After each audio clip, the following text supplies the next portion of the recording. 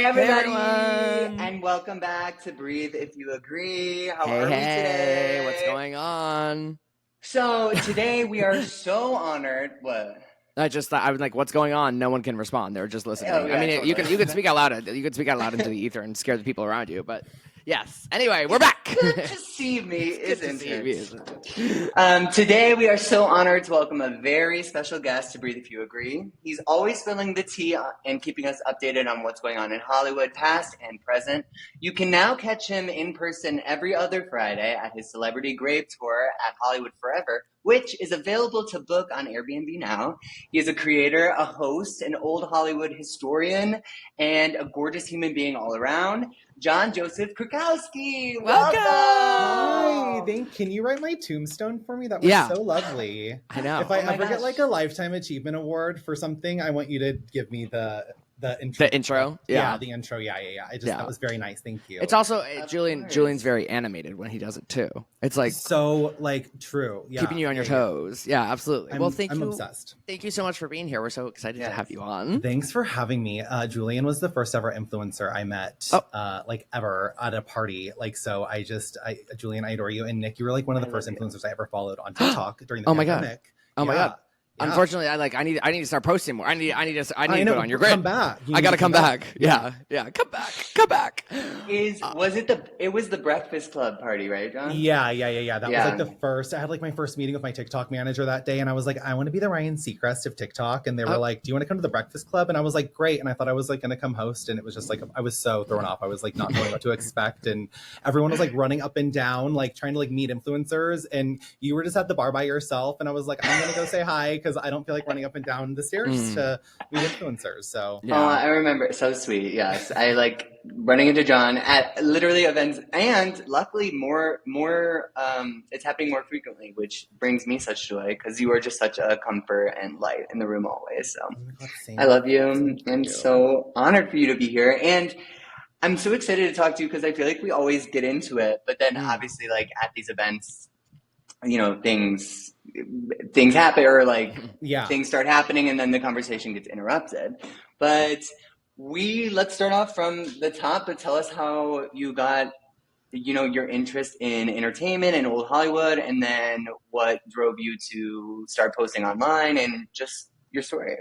Well, I'm gay, so I think we're all obsessed with like elder women. No! We have to cancel. We have to cancel the podcast right now. I know. I'm so sorry, but no, I just became like so obsessed with Judy Garland and The Wizard of Oz. And one day I was like pretending to be sick from school, and like all the B-roll footage started to play, and I was like, oh my gosh, there's like all these like things that I didn't realize that like movies were like filmed. I didn't know it. I was so young, so I started like just doing research, and then it became Marilyn, and then it became Debbie Reynolds, and it became all these things, and I was like severely bullied in school. So my like friends were the yard supervisors, and I'd be like, can you believe Lauren Conrad did this on the Hills? And she'd be like, you want to know about Zsa Zsa Gabor? She's way more fascinating. And I would like find out these things through like teachers and stuff I was hanging out with at school. And now I just talk about now it you all do the it for a time. living. Now you do it for a living. I'm sure, by the way, it's like it's funny when you think back to those memories too, because you're like, oh, all the kids were such dicks and like the worst people, and they bullied me and whatnot. But I'm sure the teachers were just like, okay, this is we got to star it. We got to star it. I was giving them such tea. I did like a book report on Anna Nicole Smith where I was like defending the fact that she wasn't a gold digger. I was in 8th grade. Like who does that?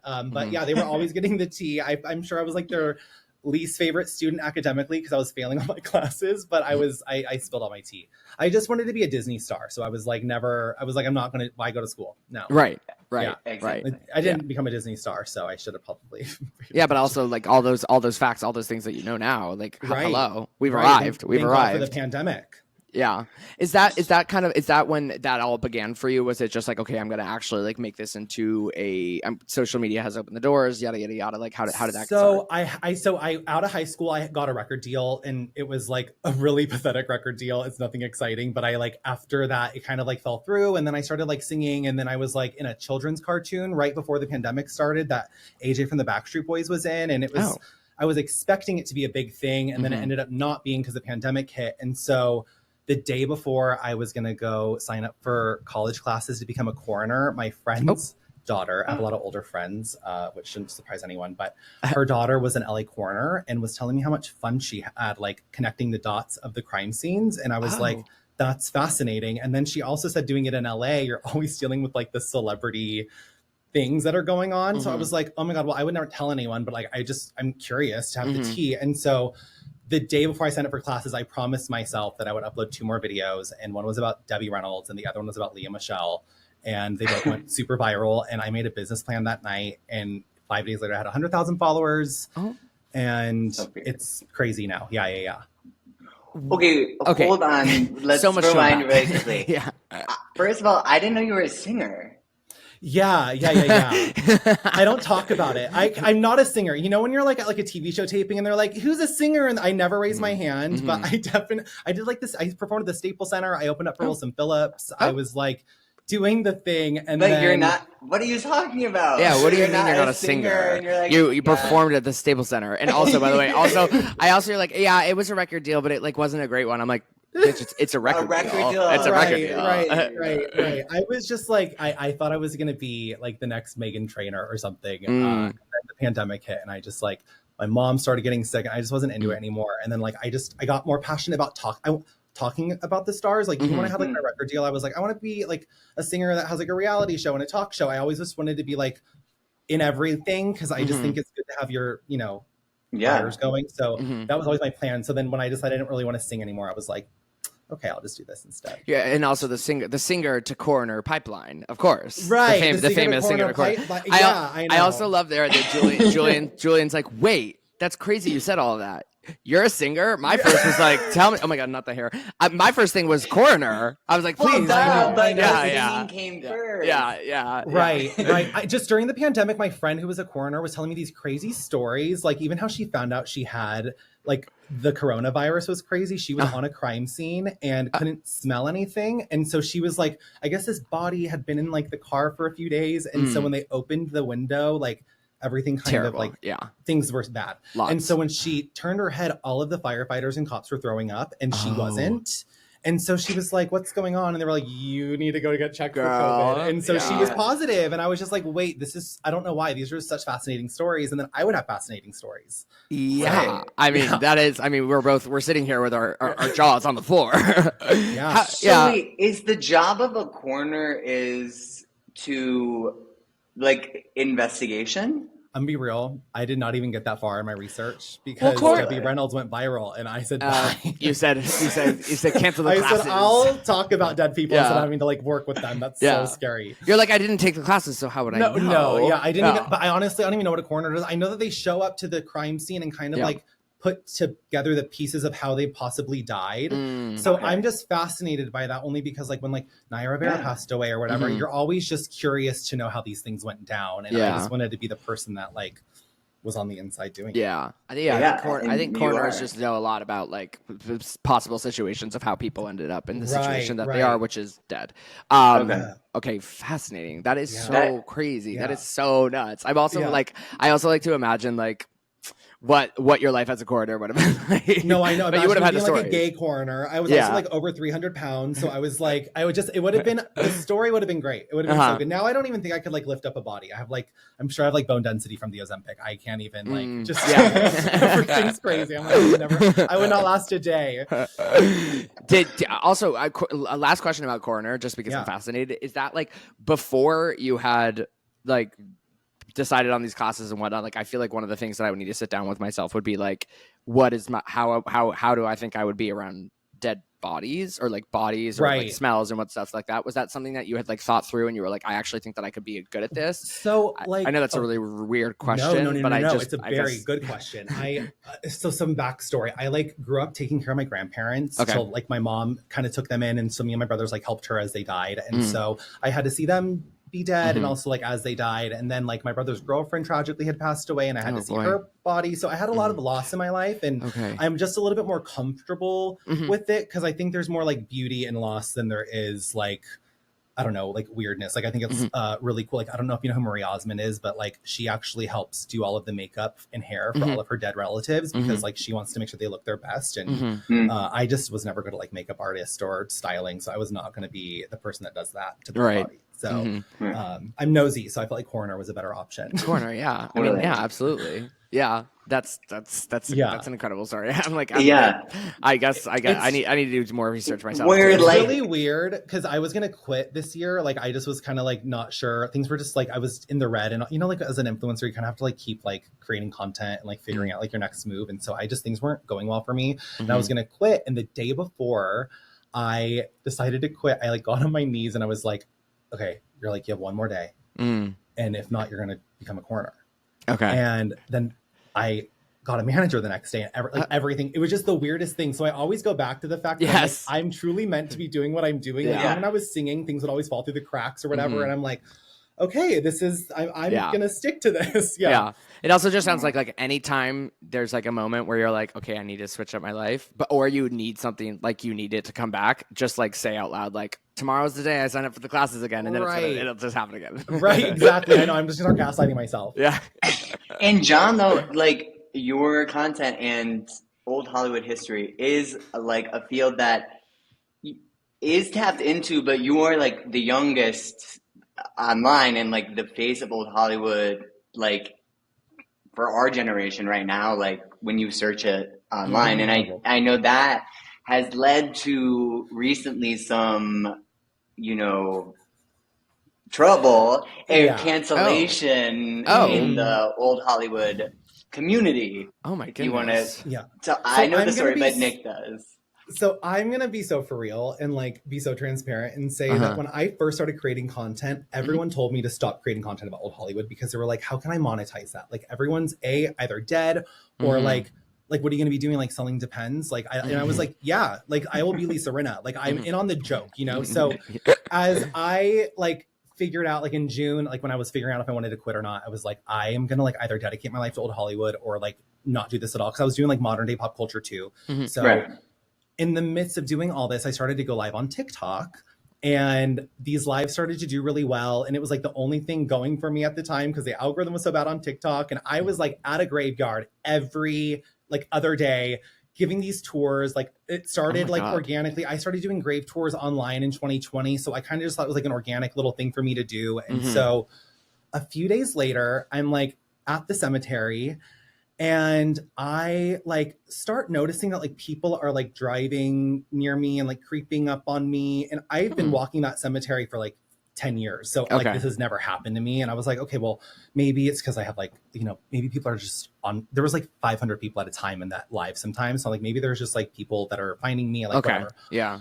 Well, then like these weird hate comments started to come through my pipeline. And then like one day I'm driving and I get to the cemetery and I'm having a great day. And I am like having, this was like the greatest tour of my life. Like I was doing a tour. Okay. And all of a sudden Marilyn Monroe pops up in my life. And I'm like, that's what did I just see that name? And I'm like, there's no way. So I like keep going. And it's like, leave me alone. Let me rest. And I'm like, what? And so then Dean Martin comes up and is like, leave us alone. We're trying to sleep. And I'm like, what? Like this has like the ha ha ha. Right. Well, then all these people start coming in and they're like, you stole someone's idea. Oh my God. And I'm like, what? So I like start getting so freaked out. I like have to end my life. I like call my boyfriend. He's like pissed. And so there was this rumor going around that I basically like was bored and saw this guy going live at the cemetery. Okay. And so I was like, I guess watching him so much that I wrote down every piece of information he talked about and every grave he went to. And then I just decided to start doing my own tours, which was like not the case. And I also like stupidly thought, well, it's on my social media account. Like people can just go see from like 4 years ago that I've been doing this. Right. So this starts getting so crazy that like people are like it's getting wild. People are like targeting me. They're making online targeted attacks. I'm like finding out that there's like group chats with this creator and all of his followers. And they're like telling me like there was like a threat that someone wanted to punch me, like crazy things. And I'm getting sent these screenshots and I'm just like, what is going on? So in the process of all of this, I go to Hollywood Forever Cemetery. I find out that there's a woman giving cemetery tours. And I'm like, I want to make friends with this woman. I known that there was a historian giving tours there.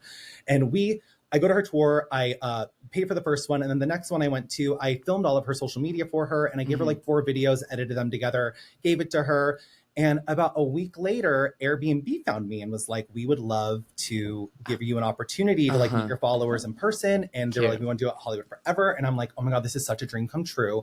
And I was like, but my mom was a single mom. I don't believe in taking any jobs from like a single woman or whatever. And I know that Carrie has been doing this since 2002. And so I told them, hey, I don't feel comfortable doing this. Like, please offer it to Carrie.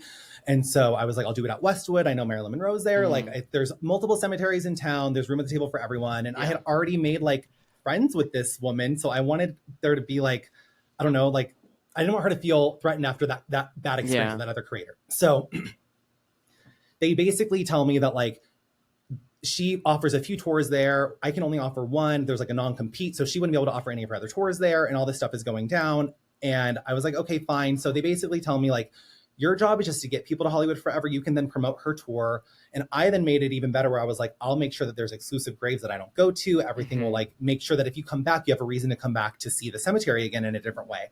So all of this is going down. Months and months of preparation is going down. I reach out to Carrie Bible. I let her know that the tours are going down. And she lets me know that, hey, thank you so much for reaching out. You're really nice to do that. You know, I had always been really supportive of her tours and giving her whatever, her roses. So I go to bed. I wake up the next morning. I have to go commentate at the Meta at the Oscars red carpet rollout. So I'm like going there and I get a message from a friend going, do you want me to take care of this? Oh, God. And I'm like, oh no, did that guy find out about these tours? And now he's like, you know, I'm like, I can only imagine what this, and it wasn't even him. It was this old Hollywood account that had over 100,000 followers. And she posted the screenshot from my Instagram story, letting me know that I had basically, why would they offer me this opportunity when there's already an existing historian? And then this woman had commented that I had she would like let them know, yeah, you know, I was a little thrown off because he had taken my tour. Well, then everyone ran with it that I took her tour. Oh God. Stole all of her ideas. Okay. Then I approached Airbnb. I then like went behind her back, stole this out from under her. And meanwhile, I had to get an official collaboration with this Hollywood, whatever. By the time I leave the Meta's red carpet thing, there is a Facebook group of over 200,000 people that are boycotting my tours. There's like 36 people on their Instagram stories that are like boycotting my tours. And then it becomes a bigger conversation that I'm not a real historian because I don't have a college degree, which is like fair. I've never called myself a historian. I'm not that person. So then it became that I did. But I do a lot of research, so I can see why people would call me a historian. Like it's fair. But then on top of that, they like came after me and said that basically there was a bigger problem because like I'm ruining the whole Hollywood history community as a whole, that like my content's degrading. And I didn't even realize this. I was like, oh my God, I'm like the only person that is like front facing in the camera this way that has as many followers as I do. And they must have been just like hating me the way that people hate on like Addison Rae or Jason Emilio. They just don't have that, being older. And I was like, oh my God. So it became so crazy. Airbnb got contacted, Hollywood Forever got contacted. Me and Carrie Bible are like friends and fine. And everything's like Gucci. So it was just like things really got taken out of context. But I got attacked by a bunch of grandmas and aunts. Wow, it's also crazy because you're just like, I'm coming into this because I'm obsessed with this and I want other people to know about it. And then it's also just funny because it's I mean, I feel like this happens. I was actually talking to someone about this the other day about how these like larger creators who have like a bigger foundation and whatnot. First of all, why would a smaller creator just be like, I'm going to copy this person who's doing so much better than me? Like that just doesn't make any sense to me. But then like the way that the internet will just like believe immediately, they're like, this person said this, I believe it. That's Bible. We have to go attack this person and let's go like, not even attack a corporation, let's attack an individual and take them down for this without doing any of their own research or listening to the other side. And I'm sorry that happened to you. That sounds like it's what a community to come after you. Such a community. I'm like, it's crazy because when you're uploading your content in your room during the pandemic, you're not you're joining a community. You're trying to find community. To me, my community is my followers. Those are the people I care about. So if you're, secretly hating on me or whatever, I stupidly thought that everyone just loved my content because I don't really get a lot of hate comments directed at me. But then I just realized I'm like, people aren't going to outwardly say they hate you a lot of the time until there's a reason to. So it was like everyone that I guess had been watching me the last 4 years, opinions about me, and they were waiting for you to do something that they could attack. And there's a lot of old Hollywood creators, like, and they have like, a lot of followers on different platforms. So it's not like I'm the only one. I just think that like, you guys know, like in like the LA influencer space, I kind of am probably one of the few old Hollywood accounts. So it's just like a weird thing, you know? Yeah. Like you said, you're front facing, like it's your face. Yeah. So, and there are a lot of accounts that do history, but just the history, they don't show. So like, that's what I mean. Like you're the face of, when I think old Hollywood, I think you. Oh my God, well, thank you. I couldn't be an old Hollywood star, so I had to figure out a way to like become in the 21st also, century, by the way, you know? like no offense, and like, you know, time is, you know, passage of time happens. We're gonna need some younger ones. I'll just say that. Yeah. And there's like, going to be people things happen after me, and there's going to be people that see my content and are inspired to make their own, or don't even see my content and are inspired to make their own. And I'm like here for it. Like my whole point of doing this is that like I've experienced a lot of loss in my life. So I know that you like die twice in your life. Once when you physically die, and the second time when your name is spoken for the last time. And I think about how a lot of these stars just live such empty lives, and they dedicated their whole lives to entertaining us and got treated like crap along the way. So if I can just go to their grave or make a video about them and make someone be reminded of them. And also, mind you, all of these old Hollywood stars, not all of them, but like their family members follow me. We're in the DMs. Like we talk often. They really support my content. Like I was invited to Elizabeth Taylor's birthday by her foundation that is ran by people that she like appointed to take over for her. So it's like, if I was really doing such bad things, A, I don't think these companies would work with me, but B, I don't think that these people's family members would trust me so much to talk about their family members, you know? And I'm sure there's people that don't like me, and that's fine. Yeah, and that's that's the internet. I also was gonna say, on the list of like bad things to talk about or discuss, I would think old Hollywood would be maybe number like 50,000 at the bottom of the list. I don't know. It's people just always want to bitch about something. They just do, and they just want it's so easy. It's like, as we always say, the keyboard warriors. They're just sitting at home and they're like, I'm gonna drag you down. I don't know you. I don't know anything about you, but I'm just gonna be a fucking bitch, and it's so fucking annoying.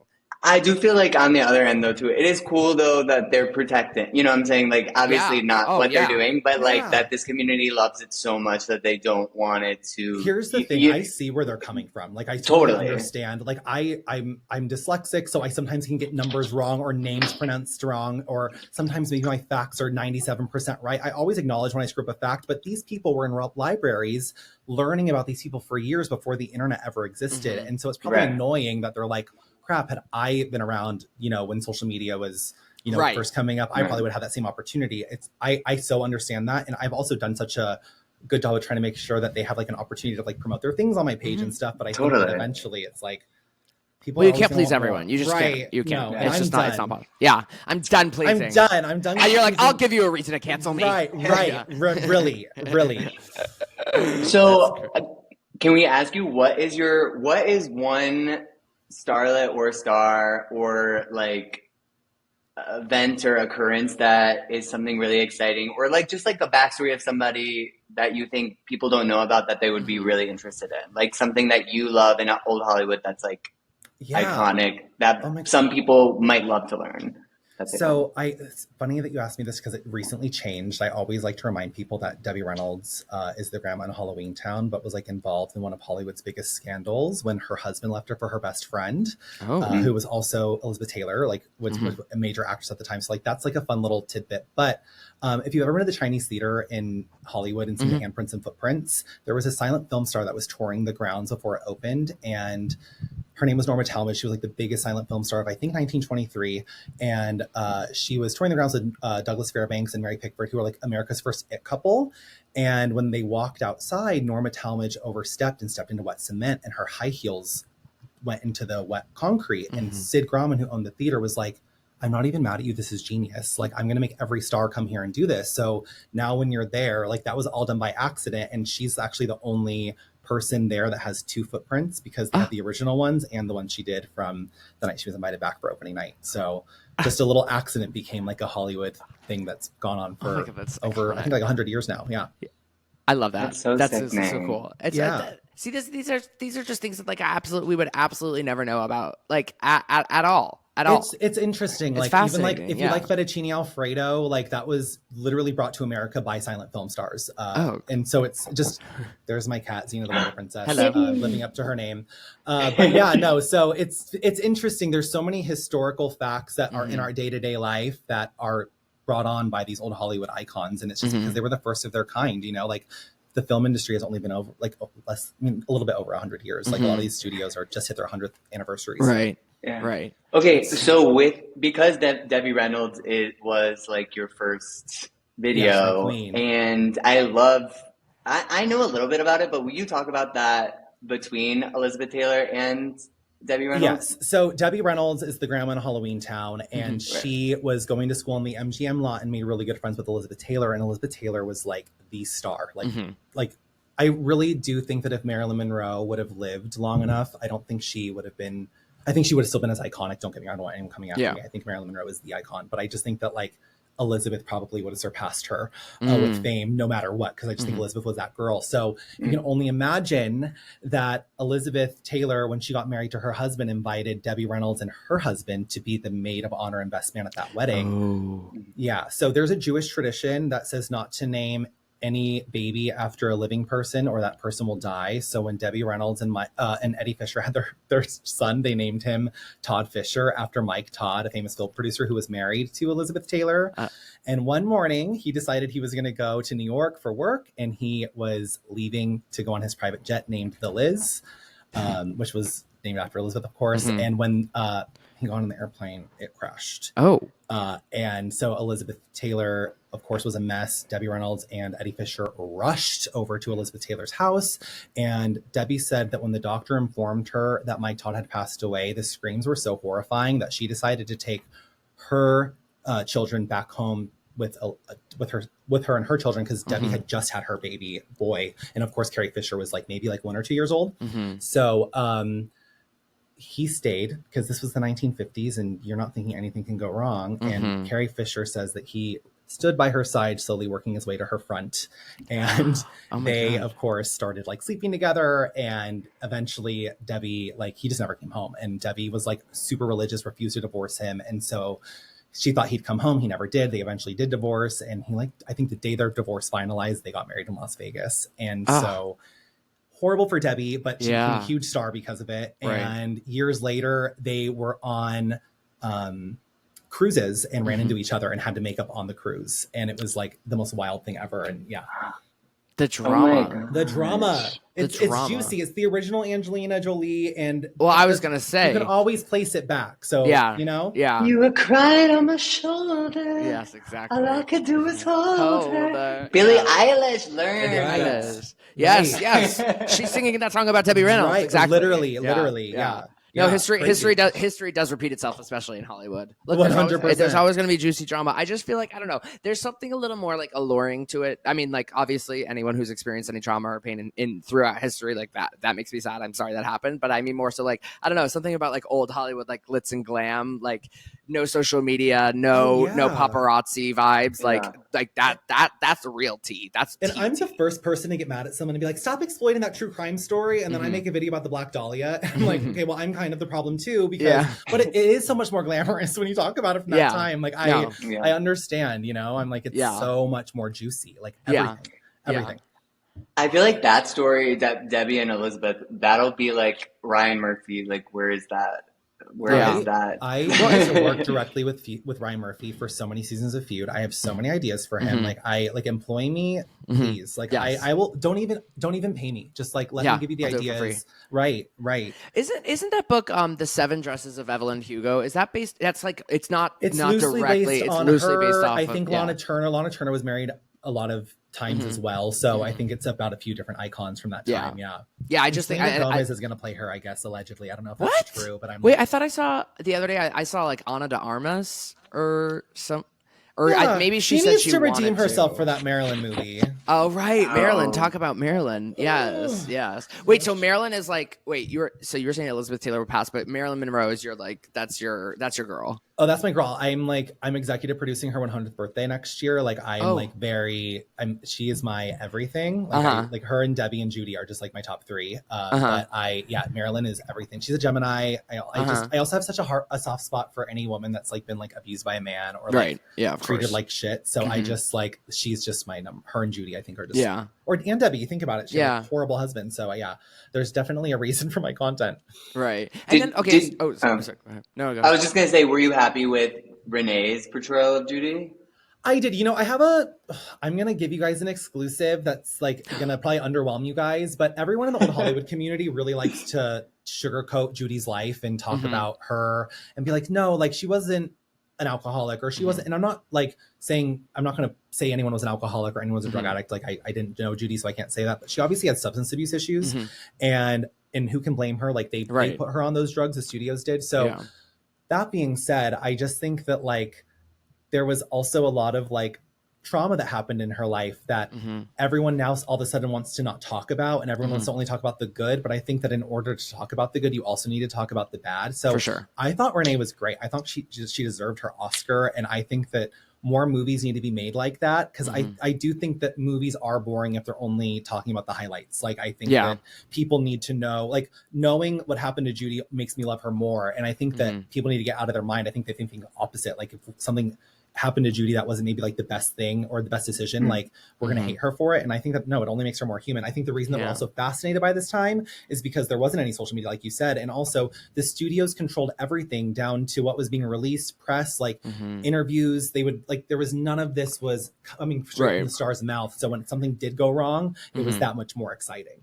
Also, it was just such a period of like, I mean, the misogyny higher than ever. I mean, well, maybe that's not true, but basically also just that like these men, these like overlords, these men's taking advantage of these young women, silencing them, the affairs, the way that they had to like be in public, the way they had to act, the way that they would get canceled for not being like, they couldn't be in this movie because they did that thing, whatever. I think you know, it's an important part of the story to talk about like how human they were and like the mistakes they made and why they were put in those situations. Like 100%. And like my mom definitely had some she had some issues in her life, you know, where men treated her poorly and you know, she was like a victim to some things. And so I think that like you see your mom go through something like that, so you want to protect all women in that way. And so that being said though, like now that my mom's no longer with me and I think about her hardships, I have so much more respect and admiration for my mom, knowing that she went through so much and still tried to survive on this earth. And I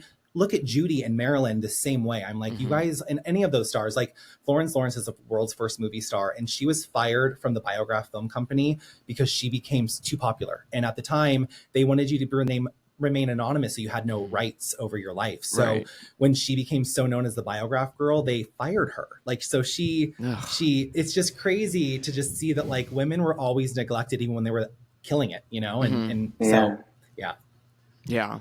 Jeez. Wow. Wait, also my question was, so you're talking about like I know Debbie, Judy, and Marilyn. Yes.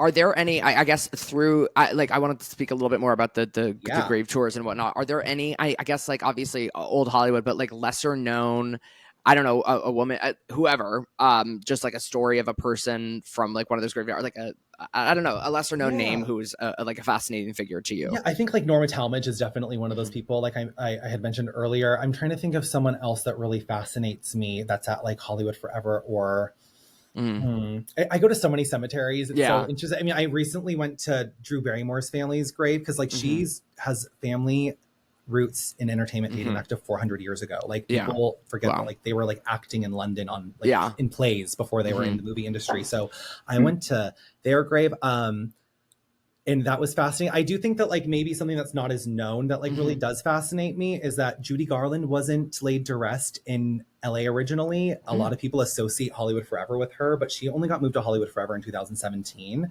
She was originally laid to rest in New York in 1969 when she passed away, and her husband at the time took care of her funeral arrangements, not realizing that she like really, really cared about her kids. And so I guess in 2017, either Lorna Luft or Liza Minnelli had her remains moved to Hollywood Forever from New York, and they built an entire mausoleum for her called the Judy Garland Pavilion. And now all of her fans and her family can be laid to rest with her.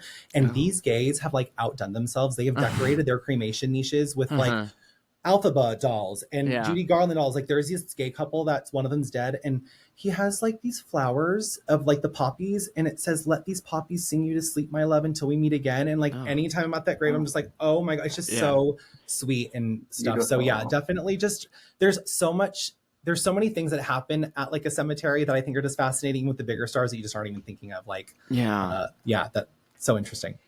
And when you're in these cemeteries, like I definitely believe in like spirits and a ghost among us. Do you ever feel? Do you believe in that? And do you? Yes.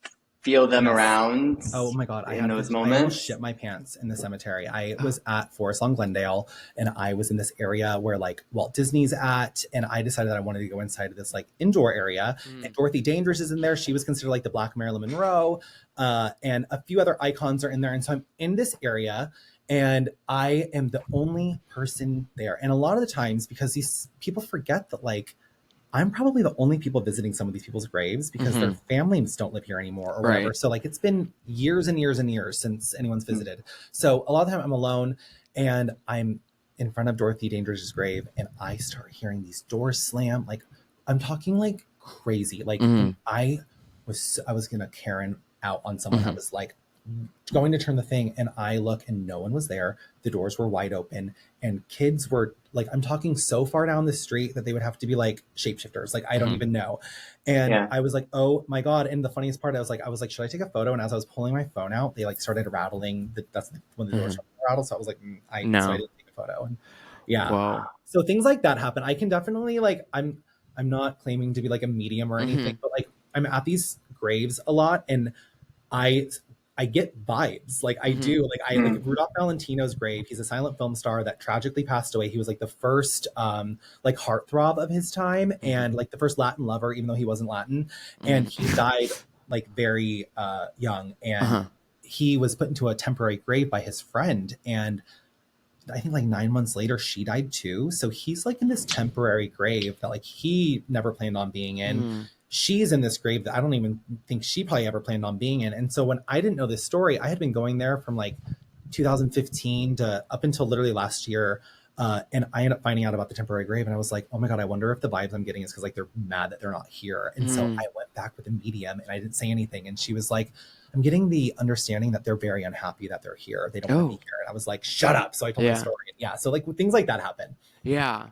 Wow. I mean, also, I don't even know what I believe, or I mean, I definitely believe in something, but I also feel like also you've like dedicated so much of yourself and your passion to these people. And like you were saying, it's also people, I mean, yes, of course the major stars are talked about all the time, but these other people that have passed, it's just, their families are gone. There's, their ancestors, like everything.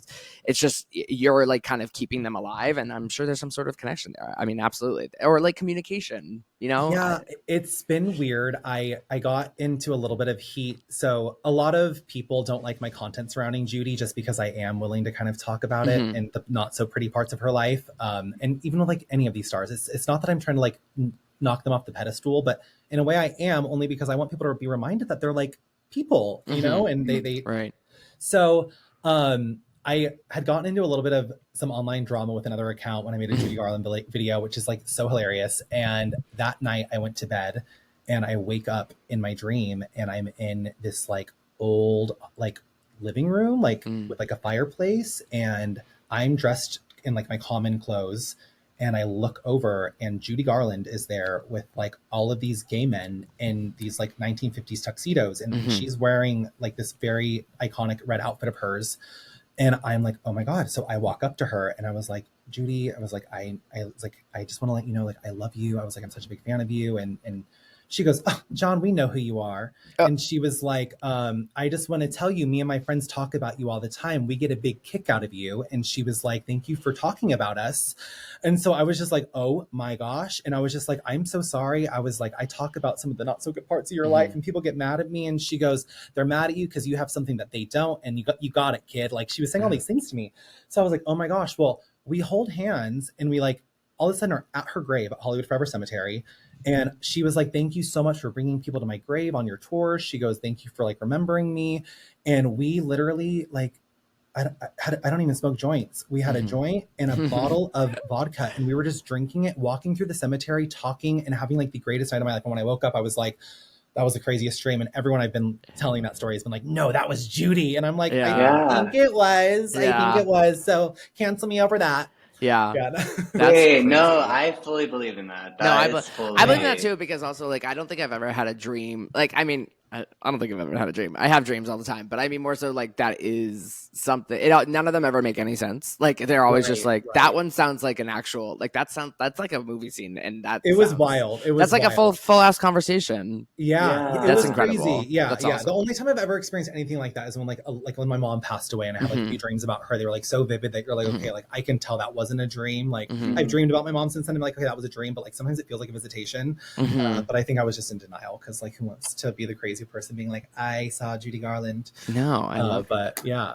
But like that is so true though, that I'm sure these spirits of these people are so happy because like you said earlier, it's like a lot of these people have been passed for so long that like if their family is gone, that you are like I've learned so much even on this episode, you know, like of names I haven't ever heard of. So it's like you are keeping those people alive, and they you know, these are like stars who like, you know, just as we do today, the stars, they love the attention, they love everything. So like I'm sure they are just like, even if Dorothy was even giving you applause with those doors, you know, who knows? It's like, thank you for being here, like loving this stuff. Yeah. It's so cool because you keep their names alive and the information, and it's so cool. It's oh my God, cool. well, thank you. I love it. It's been fun. I really got hooked on doing this in the last year, like just dedicating everything to old Hollywood. I was doing like, say, like maybe 70% old Hollywood and 30% new Hollywood. And I was like, no, we're going to do it. And I just started seeing such an huge, like uptick in followers from older people that were like, thank you for reminding me of this moment. Or like, oh my God, I'm being reminded of my childhood. And so many people, when I got canceled for like my grave tours, I made like a video being like, say what you want about my content, but like it's all coming from a place that I really care about these people. I also created it to go and make sure that I was like righting the wrongs of women and children at that time, just because like they needed it the most. And the other end of that is every time I upload a video, I don't care about like newer young people. I'm mostly thinking about like that old lady who's probably bored as shit in her retirement home and no one's visiting her. And like my video maybe just gives her a little bit of like, you know, warmth for that day. And so that's where I say I'm your mom and grandma's favorite influencer, but like, I love it. I love old people. I love, if you're dead, I love you. And if you're old, I love you.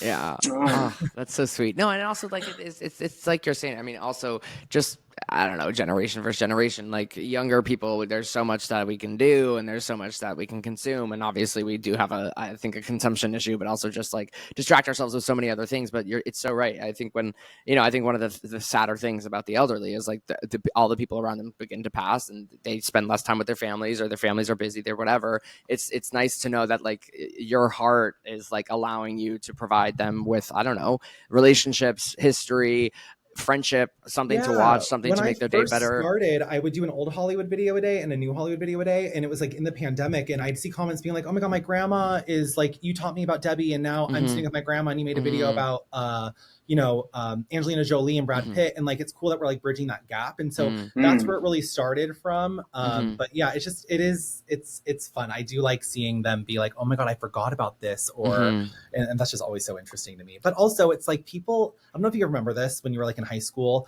and like Gaga was like it. And then people were like comparing her to Madonna and people were like, she's yesterday or whatever. And I think now we're starting to see in our age group that like our pop stars are yesterday. And like, you know, people are like, Tate's so much better than Britney. And like, they're not realizing that it was Britney's impact, you know, it's like, we have to remind them of that stuff. So I always like tell people, I'm like, we're going to see this more in our lifetime, but like that little old lady that you see in 5 seconds of that TV show, she was probably the biggest star of her time. And now she's just, I feel like belittled down to that little 30-second cameo. So I also like to remind people that like, yeah, that grandma that was on your favorite TV show is probably like the highest selling star of her time, and put some respect on her name, you know? Yeah. And also, by the way, this is going to happen to us too. We're going to get old. We're gonna want to remind people of the people that we were. I mean, think about all like your favorite icons, your favorite pop stars of the moment. Yeah. Oh my God, when I'm older and people start like talking about them, I'm gonna be like, hello. You don't even. I'm already doing that with like Danity Kane and Cheetah Girls. You know what I mean? It's like, you don't get it. We had Hannah Montana. Like, you know, like, it was a different time, you know, and so it's only gonna get worse. And so we're gonna. By the way, I'm already seeing comments on my TikTok because it's like all older generations on all my other social media, but on TikTok it's younger. I'll make a video about like Britney Spears or someone, and they'll be like, "This is old Hollywood," and I'm like, no. No, it's fucking no, not. don't say Don't you dare. Don't say that. And Don't when do people are this. like thrifting and they're like, "This is from Delia's," and you're like, "Honey, put that back. No, Don't even say you're literally. thrifting." No, I know. I can't. I calling can't. us old. Well, we're lucky to have you to keep it alive, and Yeah. we're so grateful for you being here. And like I said, I'll let you plug this as well, but every other Friday you can book on Airbnb. Yeah, Airbnb experiences every other Friday. I do a 2-hour tour at Hollywood Forever at 11 a.m. It's so fun, and you guys are both invited. Please. Yes, Oh yeah, I know we're coming. coming. Absolutely. It's so fun. I have a little iPad. I play little clips, and you'll see. I have a YouTuber on the tour. Like we honor all generations on the tour. So even if you're like new Hollywood, there is that for you. So come do it. And I also, go live a bunch on TikTok if you can. Yeah, like let everyone know where to find you and plug yourself. Oh it's John Joseph, and it's John Joseph _ on all social media. Well, this has been, by the way, I mean, this has been such a great episode because also I've learned, I mean, like, we love all of our guests equally, but like, it's so fun. This is just, I mean, from record deal to coroner to coroner, I mean, what can I do? She's got a story. By the way, someone's going to tell your story too. Let me tell you. Yeah. Thank you. Well, you're going to be the person that writes my cenotaph at the Hollywood Cemetery. Yes. Yeah. Yeah. I got you. Well, we love you so much. I have like been such a big fan of you, and I obviously, Julian, I've been a fan of you forever. But you're so sweet. No, well, I mean, well, now we got to hang out. We got to hang out at the graveyard. Get some drinks. Come do all the things. It's gonna be so fun. Yeah. We'll have to do it. Well, thank you so much for coming on, and Love you, I feel like Don. also, bye. Enjoy bye, the guys. week, y'all. See you next Bye. week.